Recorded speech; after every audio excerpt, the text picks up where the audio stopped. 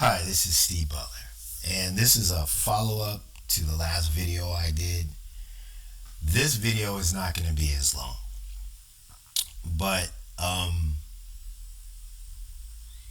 really didn't know how to go about this. I'm a Sagittarius, and we have three rules: don't lie to me, don't waste my time, and don't have me out here looking like a fool, right? Part of the motivation of me being into this whole Zodiac thing was the fact that I thought it was the right thing to do and that I had the talent to do it. And I wanted to find justice. I also wanted to find a way to have compassion for the people that were involved in this struggle, of which it seemed to me that their goal was to save their brethren in the Vietnam War from all the death and destruction and the hell that was coming down upon them as 17, 18, and 19-year olds. Because there was an administration and a group of people who had other agendas and that their lives weren't that important. And that these people felt that.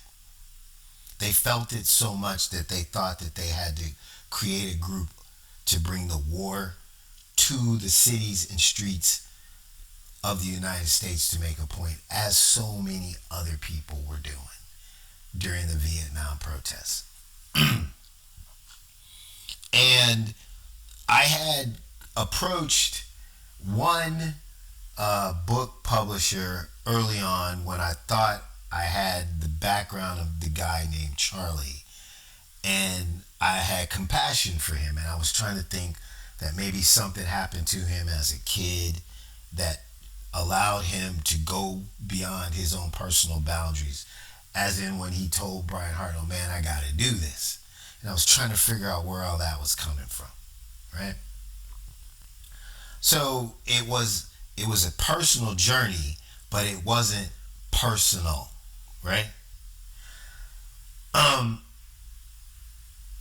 I'm going to tell you really quickly, and then I'm going to get to the cryptology we're going to talk about why this became personal for me, very personal for me, and it has to do with Albert Lee Terry Jr. And I hope he sees this video like he's seen the rest of them, and that he's listening to my words.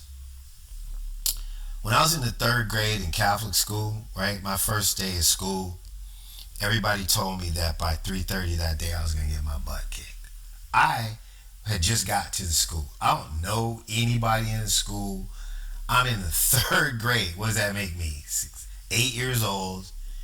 And this whole class of kids are saying I'm going to get beat up. I haven't done anything but sat down in the class. And this guy, Patrick Reese, is the dude that's going to beat me up. I just came from 24th Street School, a public school, to a Catholic school, thinking that things were going to be better, quieter, and nicer, right? To make a long story short, about 3:30, I get to the alley, and this guy, Patrick, he just tees off on me and just starts wailing on me. I don't really remember. I just remember getting hit a lot, right? My stepfather was there. He was watching. When the fight was over, I got in the car. He drove me home. Around 6 o'clock or 6:30 or so, my mom came home. She was working, She worked until like 5 or whatever. And she walked through the door, and my stepfather said, your son got in a fight in school today. My mother didn't ask me if I was okay. She didn't ask if I was hurt. She didn't ask what it was about. The only question my mother asked was, did he win? And my stepfather said, no, he got the living SHIT kicked out of him. My mother said, go in the bedroom, pull down your pants, I'll be there in 5 minutes.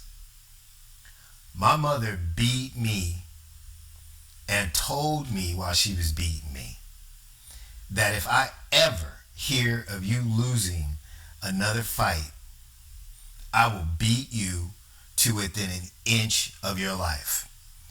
As far as I was concerned, I thought we had to be close at that point. Okay? I've only been afraid of two people in my life. That is God and my mother, and I never met God. I went to school the next day. I walked up to Patrick Reese and I said, I will see you at 3:30 in the alley. At 3:30 in the alley, the only thing I remember was that they had laid down some new tar in the alleyway to make it smooth. I tried to beat that kid's impression into the ground.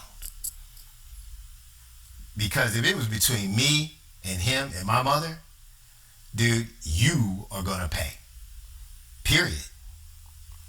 My mother was a hard worker. She was insane.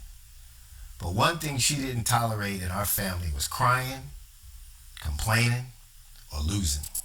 When somebody beats you up personally. She says they can call you all the names they want, but if they ever put their hands on you, she says you beat that kid until they're senseless, because bullies don't stop until you stop them.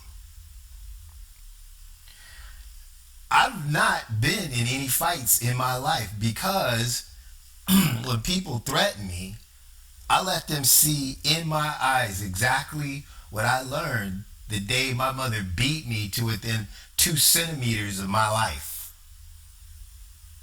I find that speaking to people, or speaking loudly, or speaking forcefully, even in typing, but in a respectful manner, right? To let them know that there are consequences for threatening me, putting your hands on me, or telling me you're going to hurt me. About 3 years ago, before I knew who Albert Lee Terry Jr. was, a man that I'm not going to mention his name, who seemed to know more about the Zodiac truth than I did, who confronted me online when I was simply sitting in class. I just come and sat down, didn't know anything was going on. He told me these special words. After he erased my theory on what the answer to the Z13 was and the name Charlie. He said, quote, "Go F yourself," and I mean that literally. I didn't know this guy from an orange off of a tree. In my personal opinion, I think I know who he is now. And for the most part, what I've been doing is a job. I've been doing a job. I've been doing a job of cryptologic decoding in these cases of criminal calligraphy written by a person that went by the name of Albert Lee Terry Jr. that seems to transcribe through the Cherry Joe Bates murders, the Zodiac murders, and now the Joe Benet Ramsey murder. I didn't do the murders. I wasn't there. I wasn't a member of the Zodiac, right? And I've tried to have compassion in my work. But this one single individual seems to believe for some reason he has a God-given right to take other people's lives and to threaten people without any recourse. So this video is for him, so that he knows that I know when 3:30 comes. All right? So recently,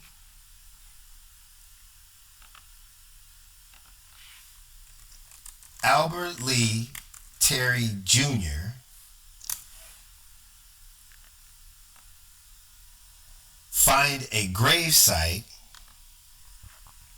got an addition. This post right here. Upon inspection, it was uploaded around, it was definitely 2025, and let's see, let's go back to this. Oh, November 20th, 2025. So we're talking about 10 days ago, right? If you noticed, if you read it, Albert L. Terry Jr., 1906 Ptolemy Street, died unexpectedly Friday in Las Vegas, Nevada, apparently of a heart ailment. He was 41, an equipment installer for Western Electric Company for the past 18 years. Mr. Perry had gone to Las Vegas on a 2-week assignment for his employer when he was stricken. He was a native of Marshall, Texas, and was a veteran of the Korean War. Mr. Terry is survived by his widow, Miss Betty Terry, two sons, Michael and Stephen Terry, and his mother, Miss A.L. Virginia Terry, all of Vallejo. Everything seems fine except the fact that, remember, everything they do, everything he does is code, right? Virginia's in brackets. There's nothing else in brackets. There's an and there, an and here, and an and here. Those are the only three ands in this message. This and is separated, A-N-D. To turn it around, that's DNA. He is telling his siblings in this message to make sure that they protect the mother's DNA, because that's how they're catching serial killers these days, through the monocle, whatever name that is, with the DNA. And that this is the story that they all need to get on page with to support the fact that this burial card of his is phony. The fact that it says he has no middle initial, that his place of birth is unknown. It's saying that the person who was given the information was Betty Terry, who's supposed to be his wife. She would know those answers. This is supposed to have happened December 30th, 1971 in Las Vegas, and his body was supposed to be handled at Spalding Mortuary in Los Angeles on December 31st, and then his final burial was supposed to take place at Wiggins Funeral Home. And I guess the date of burial was supposed to be January 5th, 1972. I could go through a whole bunch of explanations about why this is phony, but Albert Lee Terry Jr. was a white man. If he was a white man and he wasn't part of the Zodiac and he didn't create all this cryptologic calligraphy where letters look like people and people look like letters, right?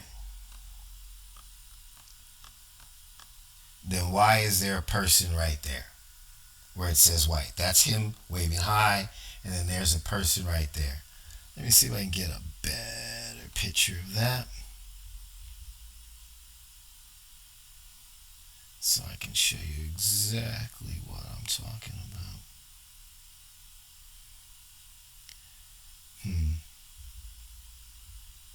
Yeah, here we go. Let's get in a little bit closer. That, ladies and gentlemen, is a black man. That is a black man who is a Zodiac. That was a black man who listed himself as a Zodiac in a telephone book, just like Albert Lee used his telephone number as code in the Z408. I'm not going to get into who that is right now, but I wanted to show you that this card is phony and that this is Albert Lee's ability to write a letter as a person and a person as a letter. And that's what they do is code. So, this notice right here is code. And since the only word in here that's spread out like that is DNA and Virginia's in blocks, that's consciousness of guilt. So, if Albert Lee Terry Jr., wherever he is, even though he was supposed to be dead and he's not, is not the person we're looking for, then why did somebody post this 1 month ago after 60 years of this thing just sitting around, or however long Find a Grave has been on here, on the internet? But I'm going to show you something that makes it even more for real. That it's impossible to doubt that this is what this is. We're going to go to his dad's Find a Grave thing, who died 3 years earlier than him.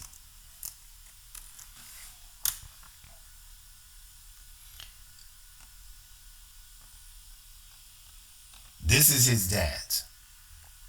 And as you can see, he has two of these things posted by somebody by the name of Rocky, whoever that is. I'm not going to go through the whole thing and read it and all that stuff. These are messages to family members about what they're supposed to say if they are approached by law enforcement. So for some reason, either law enforcement is working behind the scenes and we don't know it and they're starting to become aware of it, or the information that I've been posting on Reddit and YouTube is so on point and so poignant that he has finally felt fear of being caught versus spending his time thinking that this whole thing is a joke and funny. And I tried to have sympathy for this man, right? But every time I was able to interact with who I believe is that person, right? He has threatened me over and over again. Well, you know what, Albert Lee Terry Jr.? It's 3:30, bro. It's 3:30. And I want you to see, parenthetically, metaphorically, what my mother taught me. And that is I can read what you write. I can hear what you say, brother. And the more you push me, the more information about you I'm going to push. So, if you look at this notification, you'll notice just like the and in the other one, Bernardino is separated.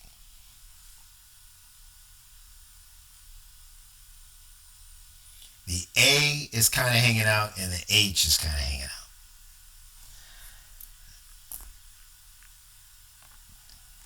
That is AHBERNARDINO.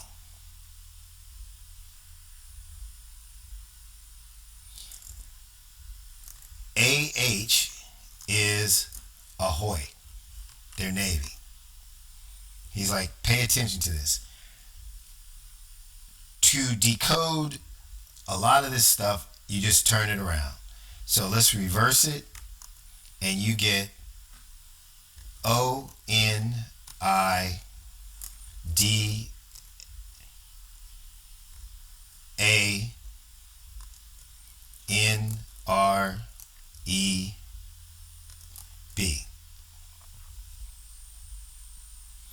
Did I do that right?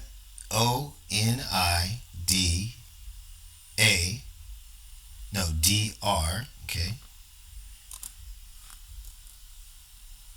ONIDRANREB.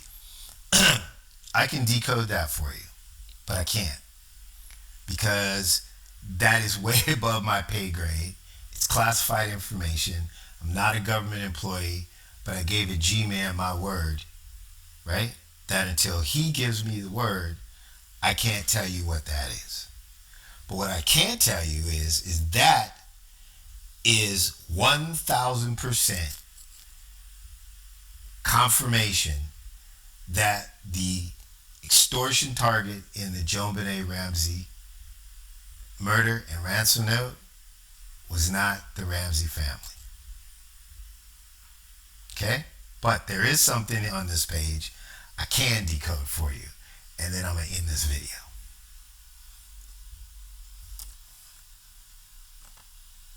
That's for Albert, to let him know that I know.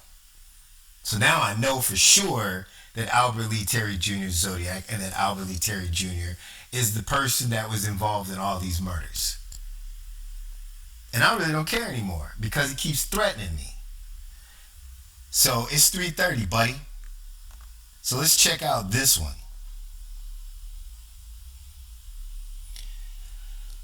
As we go through this one,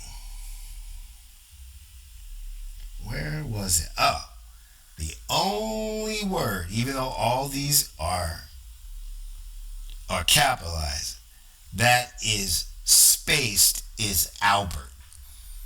So this is a direct message from Albert to somebody. And I want Albert to know that that somebody got the message. And that is 3:30. So let's write that down. ALBERT.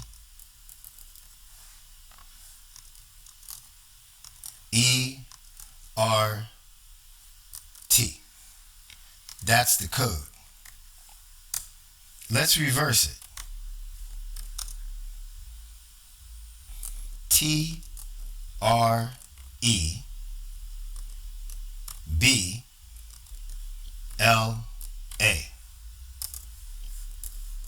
Translation. Trouble. Stephen Butler, Los Angeles. I got your message, bro. It's 3:30. You threaten me? I got to deal with my mother.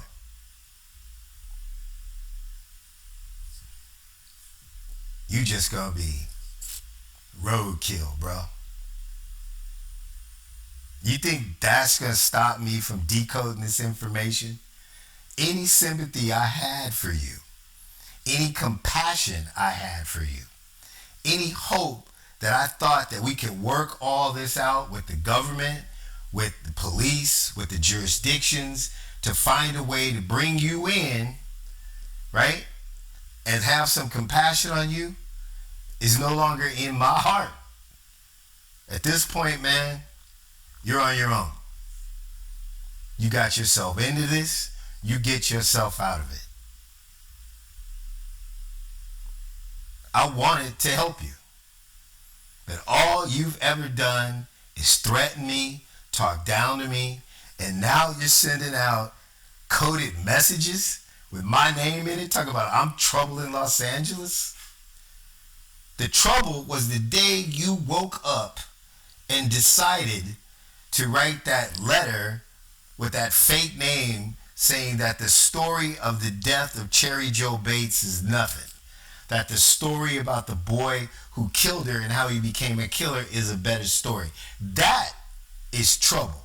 That was your trouble. That was your day of trouble. That was your life of trouble. When you decided to step outside of what Zodiac was trying to do, which was save lives in Vietnam by bringing the attention of all the things that the CIA was doing in the North, including selling drugs, selling weapons, torture, killing, assassinations, and all the rest, to kind of even the score so that Johnson and Nixon would think that the toll on the young men of the Americans in the service was worth more than whatever it was that the CIA and the rest of those warmongers wanted to dig out of it, and thought that this was your personal program and parade to murder people and advertise it like you were Betty Crocker or something. That was the trouble. And the trouble with you is right now is that all these people who have given you a break, hidden you, protected you, put you in witness programs, or whatever they've been doing to continue to allow you to sit out there and act like all this is a joke. That's the trouble. The trouble is you've been getting away with this for your entire life. You're so old now, a life sentence would probably be a day. Now, I don't care what you think you're going to do to me. You can't do nothing to me. Jesus is my Lord, God is my Father, and I'm afraid of my mother. I am not afraid of you or anybody else you think you want to send my way. I did this because it was the right thing to do. Why don't you take a clue from what I'm doing, turn yourself in, ask for forgiveness, and figure out what the problem is inside your head, brother. I can read what you wrote. I read everything you wrote. I know your code. I know your game. You are a coward and a bully. And I learned my lesson about cowards and bullies in the 3rd grade. Patrick Reese became my best friend after we had our altercation. He grew up to be a heroin dealer in Los Angeles. He still would come over with an ugly Christmas sweater and some wood for the fire, and I could never understand the dichotomy. I'd be like, he's such a nice guy. How are you out there dealing heroin, man? Patrick Reese died because of the poison he put in this world. But he lived through me in my heart when I tell people about all the beautiful things in him. He was a lost child because his parents were too busy to watch over him and the streets raised him. I don't know what your problem is, but I have yet to see the good side of you, brother. It ain't too late. You're not fooling anybody. You're not hiding anything. And your code stinks because it's easy for me to decode. So before I get myself in trouble and start saying words I don't really want to say on this tape, as a Sagittarius, I really, really, really want to teach you a lesson. But as a child of God in Jesus Christ, I'm going to pray for your soul, brother. I'm going to pray for your soul. It's the end of this video.